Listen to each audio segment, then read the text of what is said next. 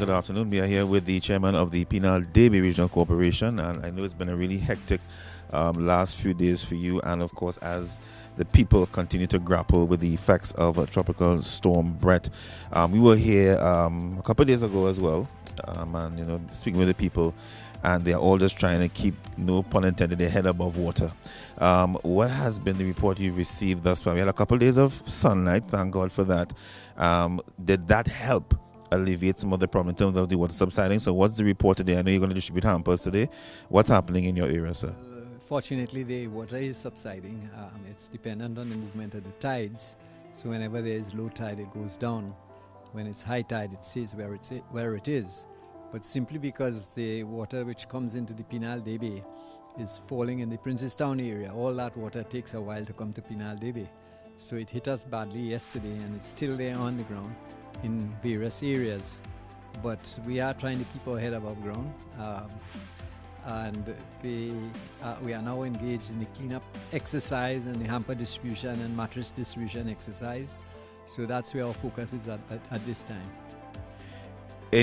When you started touring, I guess that would have been a few days ago, what are some of the more hard-hit situations that you've come across that, it will go beyond just food and a mattress and as the case may be? Well, as of yesterday, we had 186 roofs that have been blown off. So that is widespread. That's throughout the region, not necessarily in areas that are flooded.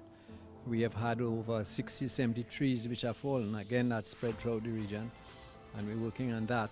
And then we had up to about 500 cases of household flooding, and that's primarily in 5 electoral districts, which is south of the Penal Debe constituency, as well as the central and west areas of the constituency. And the reason is because these areas are within the Orapuch Drainage Basin, and this drainage basin is about 100 square kilometers. And considering that we're only 246 square kilometers, you can imagine the impact on the 90,000 people who live within the Penal Debe region. We have 20,000 residential homes, and I know that we have had at least 3,000 affected either directly or indirectly. Directly mean we have 1,000 that have been hit directly. It might be a tree, it might be flooding, it might be different. But the other houses that have been affected, like electricity has gone, that they've been cut off, they've been marooned, but not directly affected. The total impact, however, is tremendous. You mentioned, roofs being blown off and so forth, and some of these houses, of course, some of the homes, the socioeconomic background, it would have been some board houses. The water would have probably undermined the foundation. Are you seeing a situation whereby some of these individuals may have to be relocated in terms of a new home? Are there cases like that? There are people who are saying that they want a new home. It's a favorite chant in Trinidad. Once something affects them, they want a new home. Many of whom are squatters, but nobody wants to say that. That does not mean squatters do not have rights, so should not get a home. But I'm alerting people that this also is part of the whole scenario. And yes, there are people like that, but most of the homes which have been affected are low income, but we have some middle income homes which have been affected also. I came across one of them a couple of days ago, right in the, I think is closer to Debe Junction, there by the Suture Trace, I think it is. Yeah, right, and his house was flooded. I see of course, the response by the corporate sector, supermarkets, hardwares. How was that response been? I wanted to comment on that, and I really want to thank the general public for their response. And it's not only people from within the Penal Debe region. For example, those behind me are from Holiday Foods, and we've got water from Blue Waters, and we've got mattresses and other things from religious institutions within Penal Debe. Maritime, of course, is making a contribution of donating hampers. They have sent a cleaning crew also. So we're extremely grateful to Mr. Badalu and his crew for that intervention. So we are getting responses from citizens and individuals and the corporate sector within and outside of the Penal Debe region. I hear your phone there. Your phone, I'm sure, has been ringing non-stop. You can leave it ring. You can give it a chance to answer it. But that, I'm sure, has been the situation for the past few days. I had 215 that's day before. I'm losing count. Yeah. Oh my goodness! How do you feel though? I mean, as a man on the ground and a servant of the people, we're there to serve, yes, but I know this can't be easy for you to see. How are you feeling from a personal perspective as to what's happening with the people in this area? I think our society generally does not understand the need for planning and for policy and for putting programs in place that can be sustained. A lot of this could have been prevented, for example, if the three major institutions responsible for drainage had been working together. So it is ourselves, Ministry of Agriculture, Ministry of Drainage. Now they come to our meetings, they understand how the courses intersect and that the need for them to do things and we do things, because some of their water flows into our water, flows into somebody else's water. But their problem is there are no resources.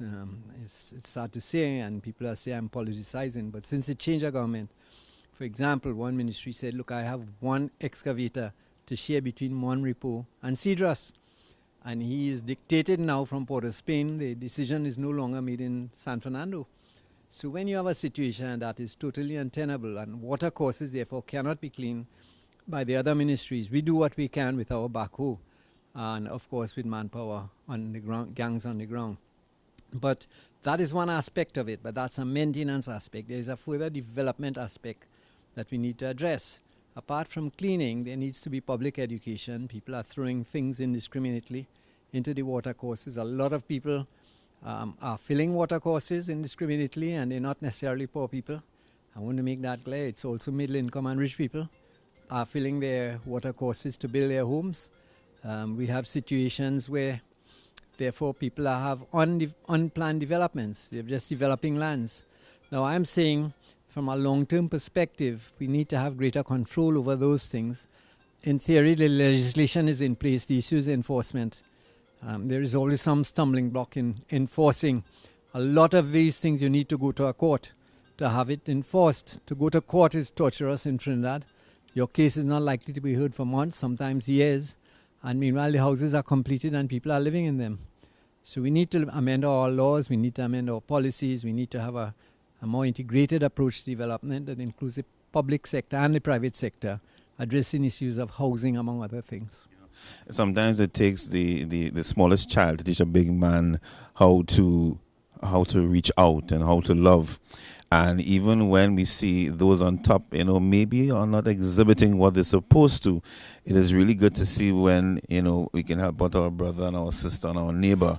And I'm saying that to ask the question, have you been seeing that sort of love and camaraderie amongst the citizens themselves and the villagers and the neighbors and coming together, not waiting for any government intervention? Yes, they want it, they need it, but listen, we're going to do our part, because one of the gentlemen we spoke to a couple of days ago, he said, listen, we have it bad and he has it really bad. But he said, you know what, we will come together and we'll help ourselves, because there are those who need more help than us. I found that really commendable. So are you seeing on the ground that people are coming together and not waiting and looking to help rebuild their communities? I think we have been able to retain some of the cultural characteristics that prevailed at one time, where people will come together to help their neighbor.